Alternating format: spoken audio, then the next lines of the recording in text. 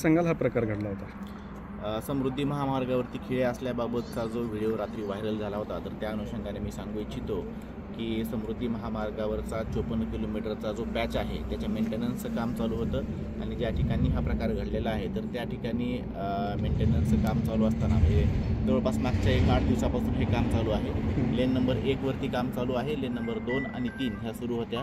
Lane number 1चं काम चालू असताना त्याला प्रॉपर व्यवस्थित बॅरिकेटिंगसुद्धा केलेलं होतं आणि हे काम करत असताना जे इंजेक्टेबल नोझल्स असतात तर ते त्याच्यामध्ये बसून त्याच्यामध्ये केमिकल सोडलं जातं जेणेकरून ब्रिजची स्ट्रेंथनिंग होते, ते काम चालू होतं आणि ते काल सकाळी लावलं होतं आणि म्हणजे आज सकाळी ते काढलं गेलेलं आहे। जवळपास 24 तासाची ही प्रोसिजर आहे। अशा प्रकारचे कुठलेही खेळ लावण्यात आलेले आहेत किंवा काही हे सगळी अशा प्रकार कुठलाही घडलेला नाही आणि ज्यावेळेस रात्री बॅरिकेड्स त्या ठिकाणी लावले होते कुठल्या तरी एका अज्ञात व्हेकलनं ते बॅरिकेड्स तोडले गेलेले आहेत, त्यामुळे जे 2-3 व्हेकल्स आले ते पंक्चर झालेले आहेत। ज्यावेळेस घटना घडली त्यावेळेस HSPचे पोलीस आणि दौलताबाद पोलीस स्टेशनचे पोलीस तात्काळ घटनास्थळी या ठिकाणी पोहोचलेले आहेत। मी सर्व नागरिकांना आवाहन करू इच्छितो की कुठल्याही अफवांवरती विश्वास ठेवू नये।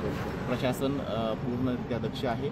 जे यापुढेही जे काही मेंटेनन्सची कामं केली जातील त्या प्रत्येक वेळेस प्रॉपर बॅरिकेटिंग रिफ्लेक्टर्स लावून कामं केली जातील याची आम्ही पूर्ण दक्षता घेत आहोत। आता कुठलाही धोका नाही महामार्गावरती? नाही, मेंटेनन्सचं काम आजही ते नोझल्स काढलेले आहेत, वाहतूक पूर्णरित्या व्यवस्थित सुरू आहे। थँक्यू।